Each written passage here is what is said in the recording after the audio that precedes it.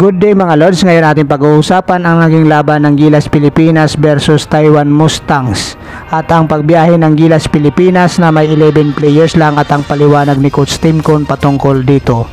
Pero bago tayo magpatuloy, kung bago ka pa lang sa aking munting YouTube channel, humingi po ako ng like, share and subscribe. Maraming salamat. Ayon sa report ng Spin.ph ni Sir Ruben Tirado, Brownlee Ramos sparks breakaway as Gilas beats Taiwan Mustangs. So kagabi nga ito mga Lords, naglaban ang Gilas Pilipinas versus Taiwan Mustangs, kung saan ang Gilas Pilipinas nga mga Lords ay 11 players lang dito. Nanalo ang Gilas Pilipinas sa score na 74-64. Pinangunahan nga ng ating naturalized player ang atake ng Gilas Pilipinas sa kanyang 12 points at 15 assists, samantalang 19 points naman ang naiambag ni Dwight Ramos at nearly double-double naman para dito kay Kai Soto na mayroong 9 points at 9 rebounds. Samantala si The Kraken Junmar Fajardo ay may score naman ito ng 8 points. So maganda ang naging matchup dito ng mga Lords para sa mga bigs, lalo na kay Soto at itong si Sam Diguara na isang 7'6" player na panood na nga natin to sa ABL nung naging import nga ito ng Mono Vampire. Sayang nga lang dito nga mga Lords na hindi nakalaro itong si Howard, si Cousins at saka si Cook para dito nga sa Mustangs. Maganda sana ang naging laban dito kung payagang maglaro ang tatlo. Kasama rin si Russian McCarthy at Gio Chiu para dito sa Taiwan Mustangs. So ito na rin ang naging tulong ng Taiwan Mustangs para dito sa paghahanda ng ating Gilas Pilipinas para sa nalalapit na Olympic qualifying tournaments na gaganapin nga sa Riga, Latvia. So ngayon nga mga Lords, nakita natin na medyo maganda naman ang chemistry ng ating Gilas Pilipinas. Nandoon yung magandang pasahan, lalong lalo na itong ating naturalized player na si Justin Brownlee. So sa kanyang statistics lang mga Lords na mayroon siyang 15 assists. So ganun katindi ang ginawa nitong si Justin Brownlee, kung saan ay naipakita niya ang pagiging leader nga niya dito. Ito naman sa Taiwan, itong si Alex Cabagnot naman mga Lords ay hindi naman nagpapahuli. At itong kanyang nagawa nga dito ay siya nga yung bumuhat para sa kanyang team na Taiwan Mustangs at nakipagsabayan nga siya dito.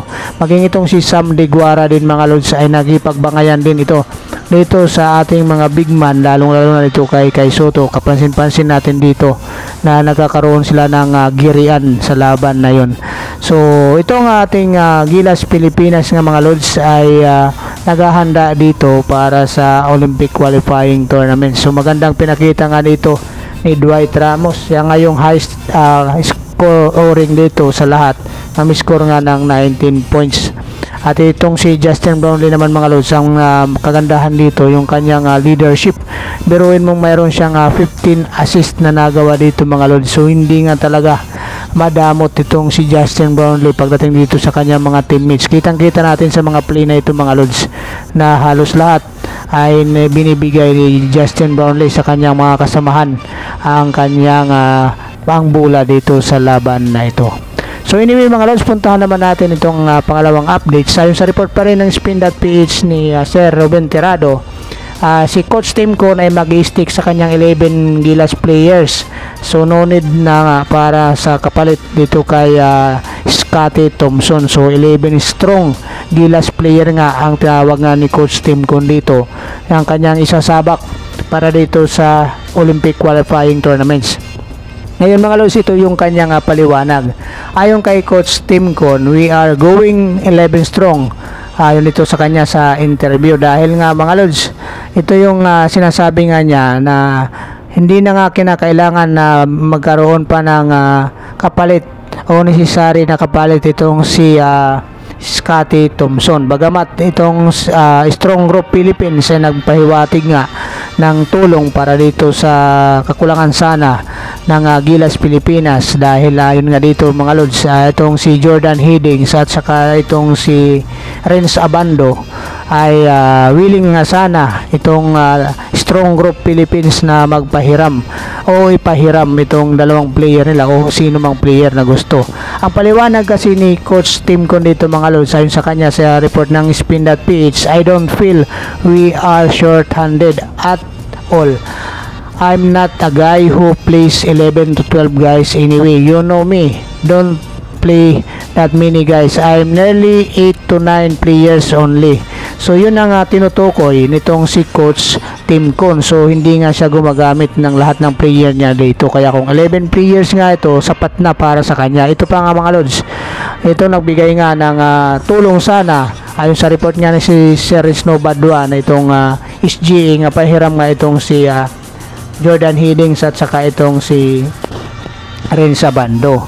So ayon nga dito kay Coach Tim Con, Con however said Gilas still made an effort to fill the hole left by Scottie Thompson, but it was not able to do so dahil ayon nga sa kanya, for example was Roger Pugoy. Dahil nga itong mga lods, itong si Matthew Wright, itong si Ray Parks Jr., at maging itong dalawang player nga ng SGA na si Renz Abando at saka itong si Jordan Hiddings ay willing nga ipahiram sana nitong si Lau dahil ayon nga sa kanya para sa bansa ito. So we need to help out, need naming mag-sacrifice kasi kailangan sila ng national team and we need these two players or some of the players na nasa team namin ayon sa kanya. So maganda ang patriotism nga nitong si Jacob Lau.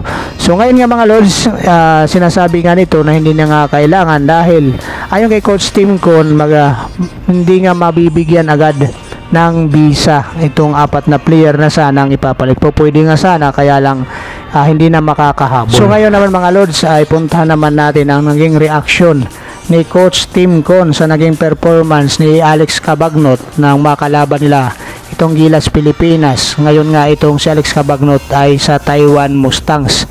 Ayon nga sa kanya mga lords sa report niya ng One Sports, Alex is ageless. He is absolutely ageless. He can step into the team right now and still contribute anywhere he wanted to.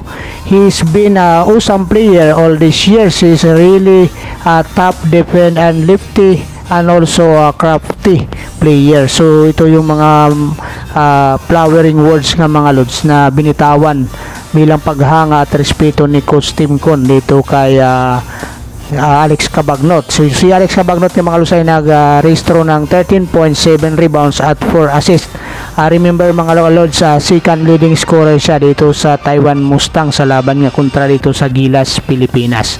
At maging itong si Alex Cabagnot mga lords ay nagbigay din ng komento patungkol naman dito sa kanyang dating teammates na si John Mar Fajardo. At ayon nga sa kanyang mga lords ay malaki nga ang naging improvement at lalo pang lumakas itong si John Mar Fajardo ayon dito kay Alex Cabagnot.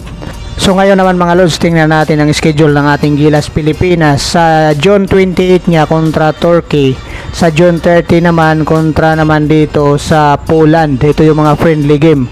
At ang 2024 FIBA Men's Olympic Qualifying Tournaments, Latvia versus Philippines July 4, 12 AM dito sa Pilipinas.